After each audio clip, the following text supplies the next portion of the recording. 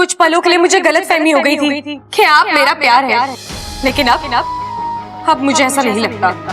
आप में और मुझ में, हमारी सोच में, हमारे रहन सहन में बहुत फर्क है। हम दोनों एक दूसरे के लिए नहीं बने हैं बब्बल जी। ये बात मैंने स्वीकार कर ली है, और जितनी जल्दी आप इस बात को स्वीकार कर ले, आपके लिए सही होगा। अपने लिए भी कोई अच्छी सी लड़की ढूंढकर आप शादी कर लीजिए। ले भाई बब्बल, चुन ले भाई। ले, अरे फोटो गिन के क्या करेगा? इसको बोल कि फोटो देख और लड़की चुन ले अपने लिए। मैं भी वही बोल रहा हूँ भैया, क्या है ये सब? अरे लड़कियों के फोटो हैं। देख, इच्छा की शादी तो लगभग हो ली, अब तू अपनी शादी के बारे में भी थोड़ा बहुत सोच ले। देख बब्बल, मैं तुझे समझाता हूँ। देख, क्या है कि घर का एक बेटा कुंवारा रहे, बात समझ में आती है, लेकिन घर के दो बेटे कुंवारे, ना बब्बल, तू शादी कर ले। देख, वहां इच्छा खुश, यहाँ तू खुश, और हम तो वैसे खुश। देख ले फोटो। भैया मुझे कोई फोटो वोटो नहीं देखनी है, आप प्लीज जाइए ऐसे, प्लीज। अरे देख ले ना, कोई तो पसंद आ जाएगी। देख छोटे, तेरा दर्द हम जानते हैं, लेकिन दुनिया का कोई भी घाव हो ना, उसमें समय रहते मरहम पट्टी कर लेनी चाहिए। देख, तू शादी करेगा, अपनी गृहस्थी बसाएगा, तो इच्छा को भूलने में तुझे आसानी होगी ना, वरना ऐसे तो तू देवदास बन जाएगा मेरे भाई। देख ले भैया यार, अरे देखना, देख ले बब्बल।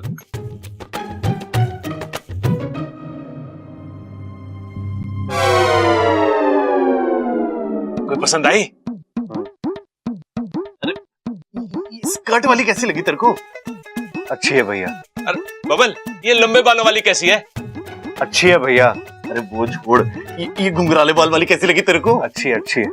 वो गाल पे तिल वाली कैसी है? अच्छी है। अरे तू क्या कर रहा है? सबको अच्छी अच्छी बोले जा रहा है, देख भी रहा है, क्या कर रहा है तू? सब पसंद आ गई क्या तुझे? सबसे शादी करेगा क्या तू? अरे मुझसे तो एक ना संभल रही, ये इतनी सारी कैसे संभालेगा? छोटे, मुझे लग रहा है इसका मूड ठीक ना है अभी, बाद में आते हैं। ठीक है, चल भाई, आते फिर दोबारा। पीली ड्रेस है। इच्छा, एक बार और सोच ले बेटा। सोचने का वक्त चला गया है माँ। अब तो युद्ध होगा महाशिवरात्रि के दिन। महाशिवरात्रि के दिन ही क्यों माँ? आप तो जानती हैं, महाशिवरात्रि शिव जी का त्योहार है। उस दिन शिव जी की कृपा हम पर जमकर बरसती है। हम नागों की शक्तियां अपनी चरम सीमा पर होती हैं। उस दिन हमसे कोई मुकाबला नहीं कर सकता। हम इसी बात का फायदा उठाकर उस मयूरेश को अपनी जाल में फंसा लेंगे। लेकिन कैसे? मेरा मतलब है, तुम्हारे दिमाग में चल क्या रहा है? सुनो, महाशिवरात्रि के दिन जब सारी दुनिया पूजा और भक्ति में लीन होगी,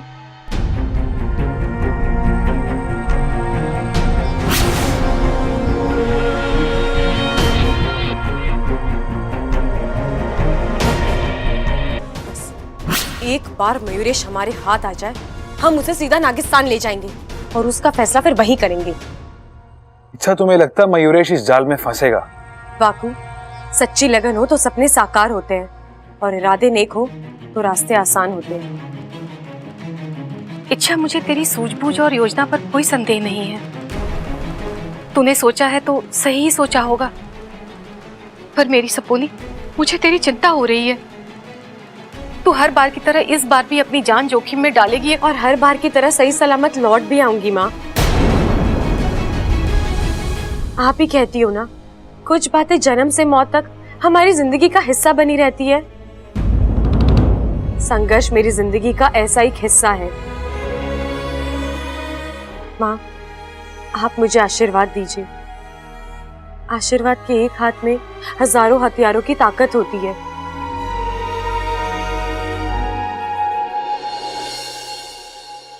बब्बल, बब्बल, मैं तुम्हें ढूंढ रहा था। क्यों? एक कहानी सुनानी थी। कभी तुम पहाड़ी वाले मंदिर गए हो? वहां से गुजरते हुए लोगों को देखा है? उनके हाथ में ना प्रसाद का लड्डू होता है, और उस लड्डू पे बंदरों की नजर होती है। बेचारे बहुत उछलते हैं, कूदते हैं, लेकिन लड्डू उसे ही मिलता है जो उस लड्डू का हकदार होता है। तुम्हें देख के मुझे आज उन बंदरों की याद आ गई। मेरा मतलब कि इच्छा प्रसाद का लड्डू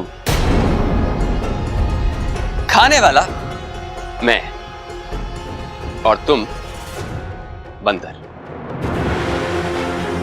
और तुमने सुना ना कि इच्छा ने मुझसे शादी के लिए हां कर दी। अब वो मेरी होने वाली पत्नी। कोई भी ऐरा गैरा इच्छा के आसपास भी फिर के वो मुझे पसंद है।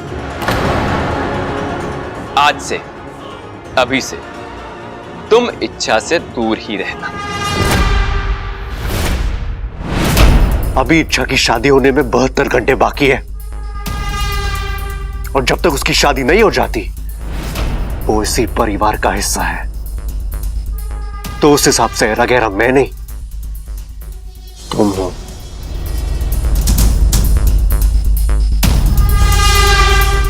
बब्बल जी क्या कर रहे हैं आप? छोड़िए इसे। इच्छा, यहां तुम्हारे होने वाले पति का अपमान हो रहा है, उसके साथ बदतमीजी की जा रही है और तुम खड़ी खड़ी देख रहे हो। मुझसे ज्यादा गुस्सा तुम्हें आना चाहिए। क्या बोल रहे हो तुम? यही कि मेरा अपमान तुम्हारा अपमान है और इसका बदला तुम लोगी। मतलब ये कि थप्पड़ मारो बब्बल को और ये साबित कर दो कि तुम अपने होने वाले पति की बेइज्जती, उसका अपमान बर्दाश्त नहीं कर सकती।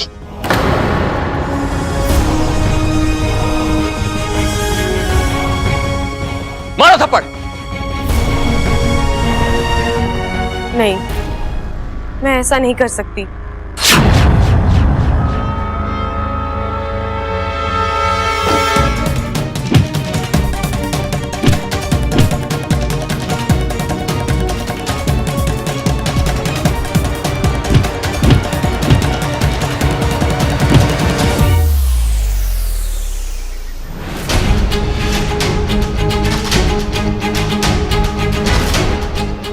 बब्बल जी छोड़ दीजिए।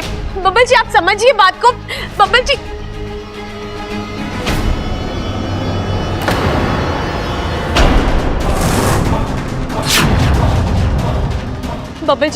बब्बल जी छोड़िए। बब्बल जी कम से कम आप तो।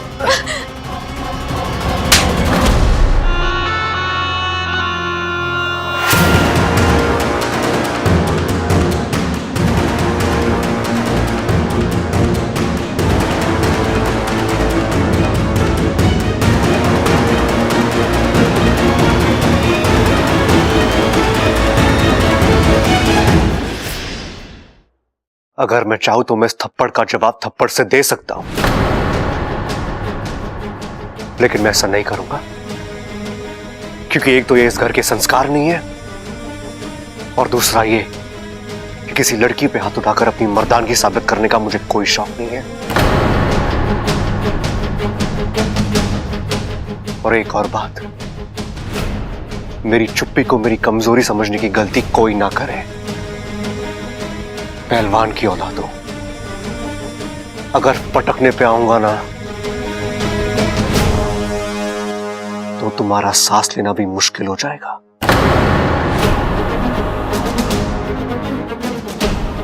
बब्बल जी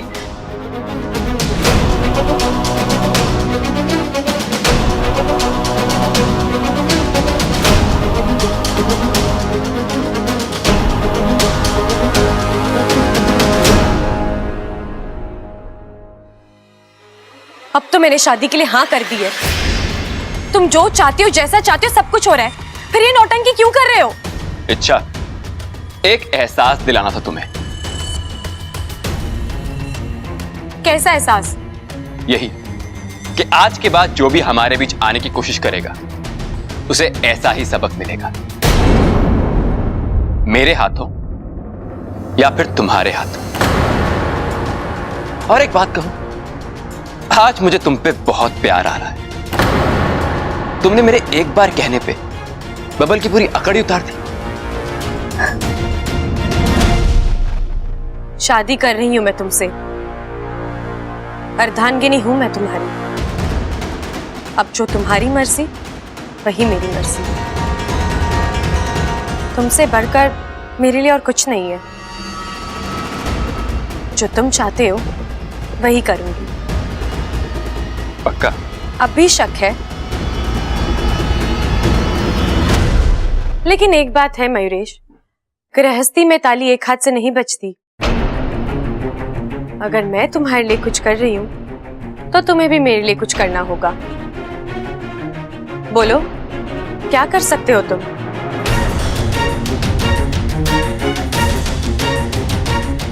कुछ भी।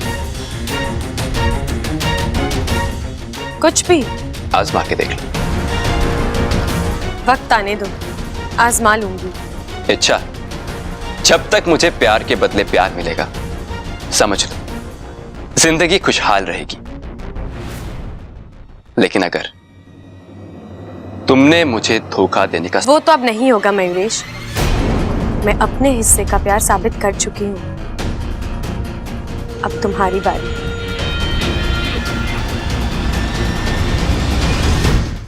आज तो वाकई कमाल हो गया। इच्छा को इतना मजबूर हमने आज तक नहीं देखा। जिस बब्बर को बचाने के लिए इच्छा ने अपनी आधी जान तक लुटा दी थी, आज उसी बब्बर पर उसे अपना हाथ उठाना पड़ा। मानना पड़ेगा मयूरेश को, ये सब उसी का किया धरा है महारानी। काश ऐसा शातिर और ऐसा होनहार कोई हमारा सेवक भी होता, लेकिन नहीं। हमारे यहाँ तो सिर्फ भगोड़े भरे पड़े हैं। माफ भी कर दीजिए महारानी, मुझसे गलतियां हुई हैं, पर अब दोबारा नहीं होंगी। आप आदेश दीजिए, मैं अभी जाके उस इच्छा को... नहीं, हमें अभी कुछ नहीं करना है।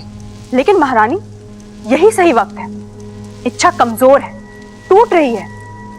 हल्का सा भी वार उसे खत्म कर देगा। जो भी हो, हम अभी इच्छा को नहीं मारना चाहते। मजा आ रहा है उसे तड़पता हुआ देखकर। तड़पने दो, रोने दो, कोसने दो खुद को। वो इस वक्त अपने आप से लड़ रही है। लड़ने दो। जिस दिन ये लड़ाई खत्म हो जाएगी, उस दिन हम अपना दांव खेलेंगे।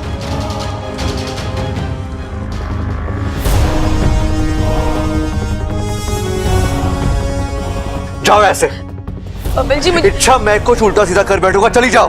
मैं जानती हूँ, बस एक बार, एक आखिरी बार मुझे अपनी बात कहने दीजिए। I'm sorry बब्बल जी, मुझे माफ कर अरे दीजिए। कितनी गलतियों के लिए कितनी बार माफी मांगोगी तुम? नहीं बब्बल जी, आप गलत समझ रहे हैं। मैं गलत समझ रहा हूँ? अभी कुछ देर पहले हुआ वो। मैं बस झगड़ा रोकने की कोशिश कर रही इसलिए थी। तुमने मुझ पे हाथ उठाया, थप्पड़ मारा मुझे। क्यों इच्छा? मेरी क्या गलती थी? ऐसे मैंने क्या कर दिया जो? बब्बल जी, आप बैठिए, मैं आपको... नहीं, मुझे कुछ नहीं सुनना, कुछ नहीं समझना है। तुम्हारा असली चेहरा सबके सामने आ गया इच्छा। अब तुम मुझसे जितना दूर रहोगी, उतना तुम्हारे लिए अच्छा होगा। बब्बल जी, आप... निकलो यहाँ से। बब्बल जी, एक बार... बब्बल जी,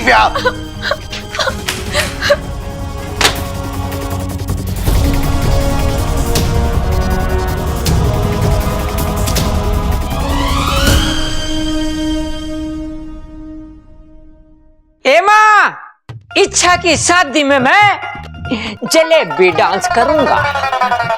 खड़ा दादी जी, प्रणाम। अच्छी तरह प्रणाम। प्रणाम। आपने बुलाया मुझे? हाँ छोरा, थारे से बहुत जरूरी बात करनी है। शादी के सिलसिले में? हाँ छोरा, हमारे पास 3 दिन है और 3 दिन में 3 रस्में। कल हल्दी, परसों मेहंदी और तरसों शादी। दादी जी, आप जैसा कहेंगे बिल्कुल वैसा ही होगा। और आप शादी की तैयारियों की फिक्र मत कीजिए। अगर जरूरत पड़ी तो हम बाहर से कारीगर मंगवा लेंगे। अरे वो सब तो ठीक है छोरे, लेकिन मेहमानों का क्या करेगा? तेरे रिश्तेदार, जान पहचान वाले, उन सबको तो बुलाना पड़ेगा ना। हाँ, इच्छा का तो कोई आगे पीछे भी ना है। जो भी है हम ही लोग हैं। शादी की सारी रस्में खड़क करेगा और कन्यादान भी खड़क करेगा।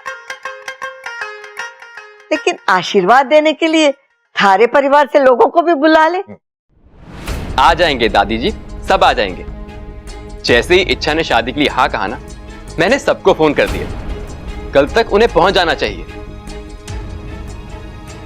अप्पू यहाँ भी नहीं है। क्या हो गया छोरी? तू इतनी हैरान परेशान क्यों घूम रही है? दादी जी, अपू कहीं दिखाई नहीं दे रहा है। अरे खेतों में गया होगा खेलने के लिए, आ जाएगा। छोरा बड़ा हो गया है, तू फालतू में उसकी चिंता मत करा कर अब। लेकिन पिताजी। ठीक है, मैं जाके देखता हूँ, उसके कान पकड़ के लेके आऊंगा। खुश? बब्बल जी, आज आप पर हाथ उठाकर जितना दर्द मैंने आपको दिया है, उससे कहीं ज्यादा दर्द मैं बर्दाश्त कर रही हूँ।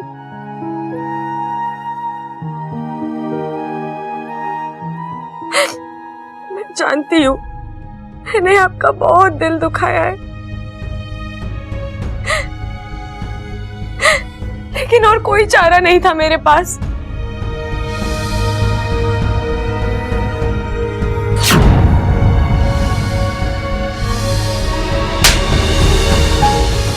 आपकी जान को उस वक्त खतरा था, वो मयूरेश आपको जान से मार डालता, इसलिए मैंने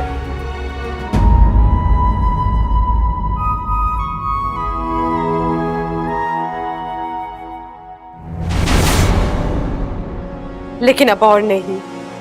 मैं बहुत जल्द उस मयूरेश को इस घर से, हम सबकी जिंदगी से बाहर फेंक निकालूंगी।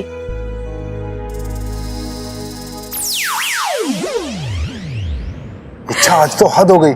तुमने बबल को? मयूरेश ने मुझसे बब्बल जी को थप्पड़ मरवाया है, अब वो इसकी कीमत चुकाएगा। लेकिन कैसे? कुछ सोचा है? क्या करना है, कैसे करना है?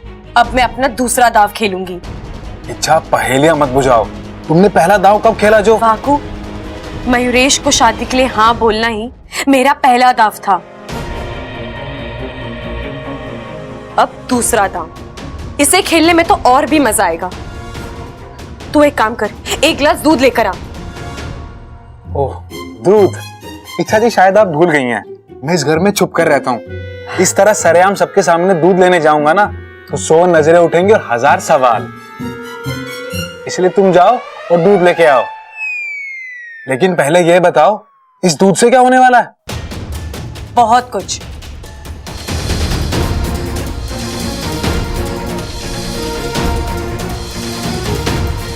सही जा रहे हैं ना? 100%।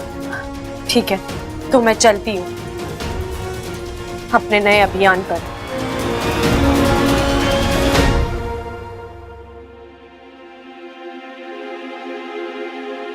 अरे अप्पू, कहाँ था तू? ममता दीदी कब से तुझे ढूंढ रही थी। अप्पू, कितनी बार कहा है तुझसे घर से बाहर जाते वक्त किसी को बताकर। अप्पू, अरे इसे क्या हो गया?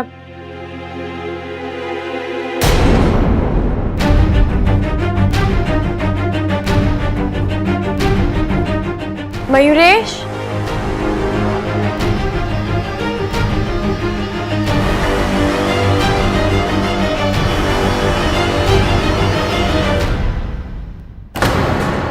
लो दूध।